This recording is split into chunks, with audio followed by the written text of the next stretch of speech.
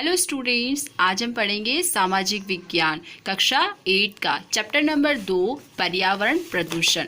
हम अपने आसपास क्या देखते हैं बच्चों? हमेशा देखने को मिलता है प्रदूषण देखने को मिलता है। तो यहाँ पर हम विभिन्न प्रकार के क्या देखेंगे? पर्यावरण प्रदूषण को देखेंगे।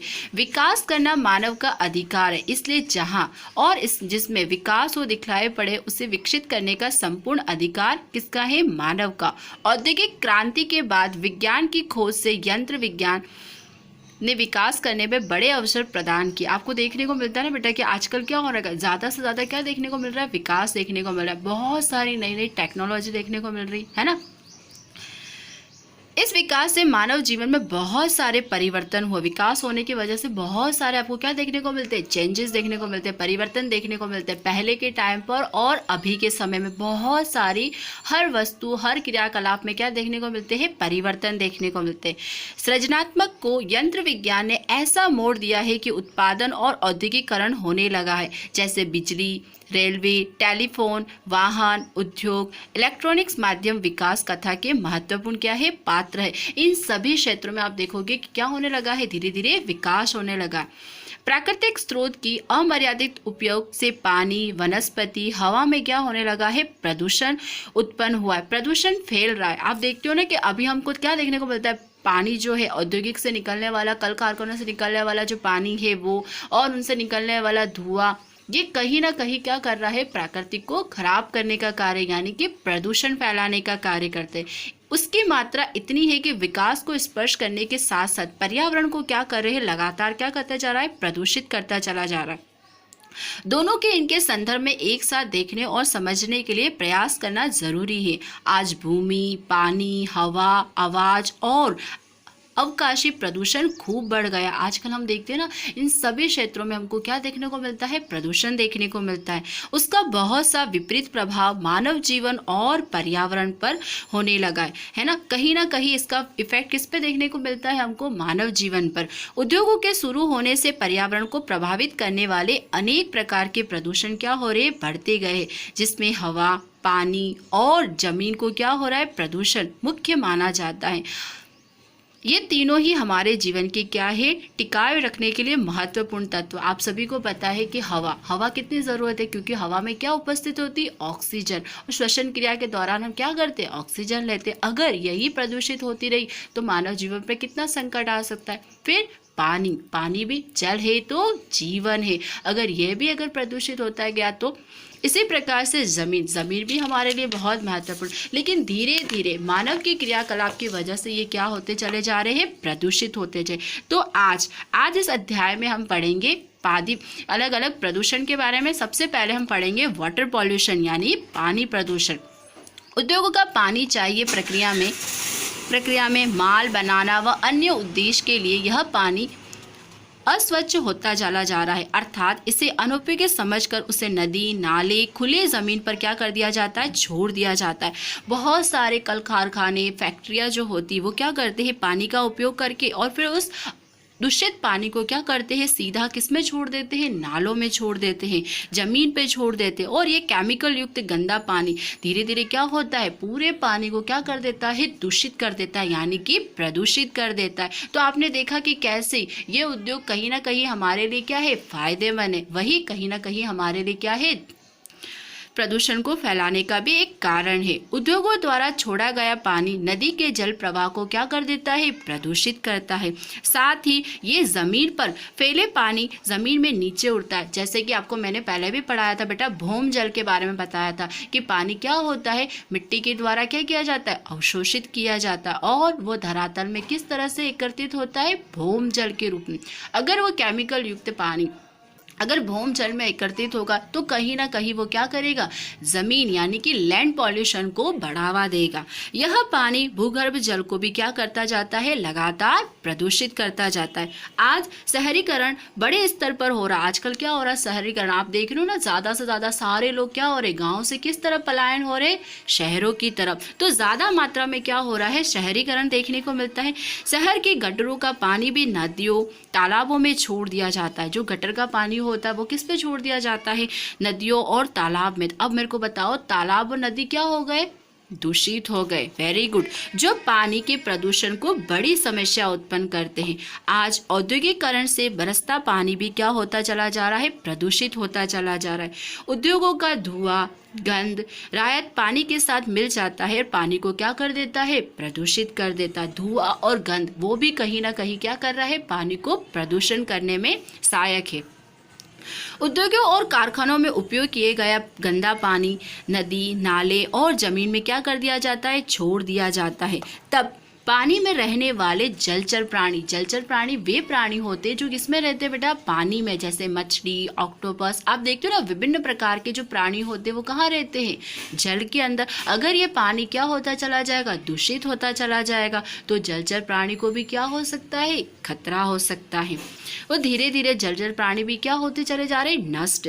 मछलियों के मरने की कई घटनाएं हमने देखी, बहुत बार आपने देखे होंगे, ऐसे दृश्य देखे होंगे। तो क्या देखने को, तालाबों के अंदर क्या देखे, मछली मरी हुई दिखाई देती। तो ये कौन से कारण की वजह से, जल प्रदूषण की वजह से। समुद्र के अंदर तेज रिसाव से समुद्र का पानी भी क्या होता चला है, प्रदूषित होता चला है। जल प्रदूषण से कॉलेरा, पीलिया, उल्टी जैसे विभिन्न प्रकार के क्या होते हैं, रोग उत्पन्न करते हैं। अगर हम दूषित पानी को पीते हैं तो विभिन्न प्रकार के क्या होते हैं, उल्टी। आप लोगों को पता है, अगर हम दूषित पानी करेंगे तो उल्टी होने लग जाती है ना, वमन होना स्टार्ट हो जाता है। पीलिया और कॉलेरा जैसी विभिन्न प्रकार की क्या हो सकती है, रोग हो सकते हैं। शायद आज इसलिए अपने यहाँ यात्रा में, ऑफिस और स्कूल में जाने वाले बच्चों को पानी की क्या देनी पड़ती है, बोतल, क्योंकि स्वच्छ पानी पीना बहुत ज़रूरी। अगर हम स्वच्छ पानी नहीं पिएंगे, यानी कि दूषित पानी पिएंगे, तो क्या हो सकती है, विभिन्न प्रकार की बीमारियाँ। हमारे बहुत सी नदियाँ गटर के समान बन गई है, क्योंकि क्या हो रहा है, औद्योगिक का पानी सीधा किस में मिल रहा है, नदियों में मिल रहा है। नदियों का गंदा पानी खेती के काम में भी उपयोग में लिया जाता है। इसके परिणाम स्वरूप जो फसलें हैं, घास चारा, साग सब्जी, ये भी लगातार क्या होती चली जा रही है, प्रदूषित होती जा रही है। प्रत्येक वर्ग के व्यक्ति या राजनेता, किसान, उद्योगपति, शिक्षित व्यक्ति, कारीगर और कर्मचारी के प्रजा के हित के विरुद्ध कार्य करने में थोड़ा सा हिचकिचाते नहीं है। उद्योगों के पानी को शुद्ध करके नदी नाले छोड़ना चाहिए। सरकार को भी उद्योगों पर कड़े नियंत्रण रखना चाहिए और हमें जो पानी है उसका क्या करना चाहिए, विवेकपूर्ण रूप से क्या करना चाहिए, उपयोग करना चाहिए। तो यहाँ हमने क्या देखा बेटा, कि बहुत सारे जो कारण है जिसकी वजह से हमारा जल क्या हो रहा है, प्रदूषित हो रहा है। तो इसलिए हमें क्या करना चाहिए, इस पानी को प्रदूषित होने से क्या करना चाहिए, रोकना चाहिए। तो उसके लिए आपको विभिन्न प्रकार के क्या करने चाहिए, उपाय करना चाहिए। सर्वप्रथम आपको ध्यान रखना चाहिए कि जो पानी हम इस्तेमाल कर रहे हैं उसका विवेकपूर्ण ढंग से क्या करना है, उपयोग करना। अब आज ये जो पानी प्रदूषण है उस पर आपको क्या करना है, होमवर्क के अंदर एक चार्ट बनाना है जो वाटर पॉल्यूशन को दर्शाते हुए। ठीक है। नेक्स्ट हम पढ़ेंगे एयर पॉल्यूशन, यानी कि हवा का प्रदूषण। हवा, हमारे चारों ओर का जो वातावरण है वो भी लगातार क्या होता चला जा रहा है, प्रदूषित होता चला जा रहा है। आज हम पानी की तरह हवा को भी क्या देख रहे हैं बेटा, प्रदूषण भी संसार में एक बहुत बड़ी क्या बन गई है, समस्या उत्पन्न करे। प्रत्येक शहर और कितने ही ग्रामीण क्षेत्रों में निश्चित प्रकार के उद्योग विकसित हुए हैं। उद्योगों में से छोड़ी जाने वाले, उद्योग यानी कि फैक्ट्रियों में से छोड़ी जाने वाली गैसें, धुआं हवा में मिलने की वजह से क्या हो रहा है, वायु प्रदूषण। आप देखते हो ना कि बड़ी बड़ी जो फैक्ट्रियाँ होती है उनसे क्या निकलता है, धुआं। वो धुआं कहीं ना कहीं क्या करता है, हमारे वायुमंडल में क्या हो जाता है, मिल जाता है, जिससे क्या होता है, एयर पॉल्यूशन।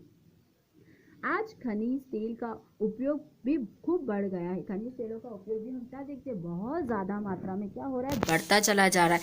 पेट्रोल और डीजल से चलने वाली वाहन हवा में क्या करते बेटा, धुआं और गैसेस छोड़ते, जैसे नाइट्रेट ऑक्साइड, कार्बन मोनोऑक्साइड और बेंजोपायरिन तथा ऐसे विभिन्न प्रकार की गैसें छोड़ती है। और ये गैसेस कहीं ना कहीं क्या होती है, वायु में जाकर क्या हो जाती है, मिल जाती है, और जिससे क्या होता है, एयर पॉल्यूशन यानी कि वायु प्रदूषण, जिससे हवा में ऐसे गैसों का परिणाम बहुत खूब बढ़ जाता है। आज जंगल के अधिक प्रमाण, देखो बेटा यहाँ पर आपको दृश्य दिखाई दे रहा है, ये देखो विभिन्न प्रकार की फैक्ट्री, और फैक्ट्रियों से क्या निकलता हुआ दिखाई दे रहा है, धुआं, है ना। तो ये धुआं, और यहाँ वाहनों से निकलता हुआ क्या दिखाई दे रहा है, धुआं। तो ये धुआं क्या कर रहा है, वातावरण में जाकर क्या हो जाता है, मिल जाता है, और जिससे हवा प्रदूषण होता है। Very good.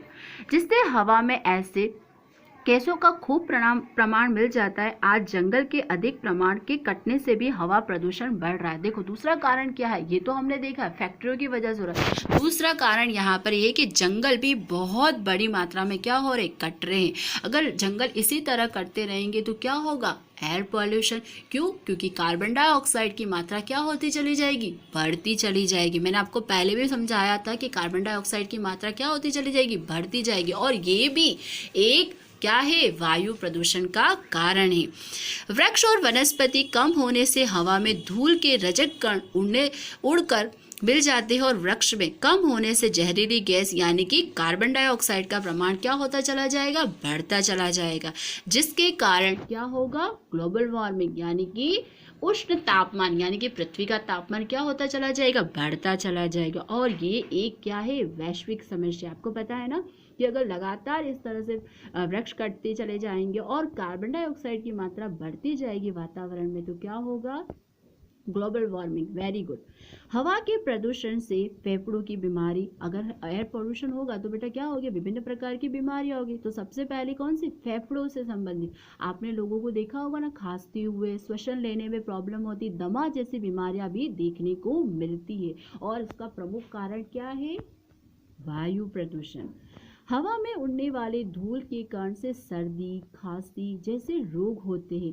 अधिक प्रदूषण होने से क्या होता है, दम घुटने लगता है। आप देखते हो ना, कहीं बहुत ज़्यादा अगर धुआं निकल रहा है और वहाँ हम खड़े रहते तो हमें सांस लेने में क्या होने लग जाती है, दिक्कत आने लग जाती है, हमारा दम घुटने लगता है। तो अगर लगातार ऐसे ही क्या होता चला गया, वायु प्रदूषण बढ़ता गया, तो कहीं ना कहीं क्या हो सकती है, व्यक्ति की मृत्यु भी हो सकती। हवा के प्रदूषण के कारण गर्मी की मात्रा में भी क्या हो रही है, बढ़ोतरी हो रही है। कभी कभी ऐसी गैसों को बरसात में मिल जाने की, अगर ये वर्षा में मिल जाती, आपको मैंने जल चक्र पढ़ाया था, उसमें मैंने बताया था ना कि किस प्रकार से तो मैंने आपको जल चक्र पढ़ाया था। उस टाइम मैंने क्या बताया था बेटा कि क्या होता है कि कैसे नदी और तालाब से क्या होता है, जलवाष्प होता है, और जलवाष्प होने की वजह से ये क्या होते, हाँ इस तरह से क्या होता है, बादलों का निर्माण होता है। इसी तरह से अगर ये धूल की कण और ये विभिन्न प्रकार की गैसें अगर किससे इस तरह से जलवाष्प के द्वारा मिल जाएगी, तो बरसात के समय क्या होगा, एसिड की बरसात होगी। यानी कि नाइट्रिक एसिड और सल्फ्यूरिक एसिड अगर जब मिल जाते हैं वातावरण के अंदर, तो क्या होता है, एसिड की वर्षा होती है। आप कहते हो ना अम्ल वर्षा, तो ऐसी वर्षा भी होने लग जाती, किसकी वजह से, वायु प्रदूषण की वजह से, जो वनस्पतियों को और प्राणियों को खूब नुकसान पहुंचाती। क्योंकि एसिड रेन कितना खतरनाक हो सकता है, तो कहीं ना कहीं वो क्या करे बेटा, जो एनिमल्स है और जो क्या है वनस्पति, उनको भी क्या करे, पूरी तरह से क्षति पहुंचा सकता है। हवा के प्रदूषण को रोकने के लिए क्या बनाने चाहिए, नियम बनाने चाहिए। योग्य प्रमाण में धुआं और जहरीली गैसें फिल्टर हो ऐसे साधन भी क्या करने चाहिए, विकसित करने चाहिए। क्योंकि अगर ऐसा करेंगे तो हम कहीं ना कहीं क्या कर पाएंगे, वायु प्रदूषण को कम कर पाएंगे। पर्यावरण जागृति का अभियान चलाना चाहिए, नियमों का उल्लंघन और उद्योगों के प्रति सरकार को सख्त क्या कदम उठाने चाहिए। आवश्यकता पड़ने पर बंद भी करवानी चाहिए। पेट्रोल डीजल का आवश्यकता अनुसार ही क्या करना चाहिए, उपयोग करना। जहां जरूरत है वहीं पर ही हमें क्या करना चाहिए, उपयोग करना चाहिए। क्यों? क्योंकि इनसे भी क्या निकलती है, गैसेस निकलती है, और ये गैसेस कहीं ना कहीं हमारे वातावरण को क्या करती है, दूषित करती। प्रदूषण मुक्त हो इसलिए हमें किसका यूज करना चाहिए, सीएनजी। सीएनजी का फुल फॉर्म कौन बताएगा, कंप्रेस नेचुरल गैस, संपीड़ित प्राकृतिक गैस। ये एक प्राकृतिक गैस है जिससे क्या होता है बेटा, धुआं कम निकलता है और ये हमारे पर्यावरण को प्रदूषित नहीं करती। तो हमें क्या करना चाहिए, सीएनजी युक्त सीएनजी युक्त क्या करना चाहिए, वाहनों का क्या करना चाहिए, प्रयोग करना चाहिए।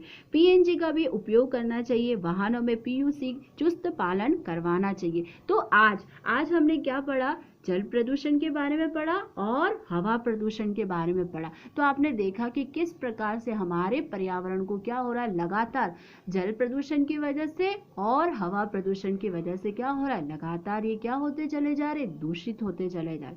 अब आज आपको क्या करना है, होमवर्क के अंदर जल प्रदूषण पर एक क्या करना है, चार्ट तैयार करना है। कौन कौन से ऐसे कारण है, जो मैंने कारण बताया, उन कारणों को आपको क्या करना है बेटा, चित्रों के माध्यम से क्या करना है, चार्ट पर दर्शाना है। वही हवा प्रदूषण को भी आपको क्या करना है, चित्रों के माध्यम से चार्ट पर दर्शाना है। Okay students, thank you.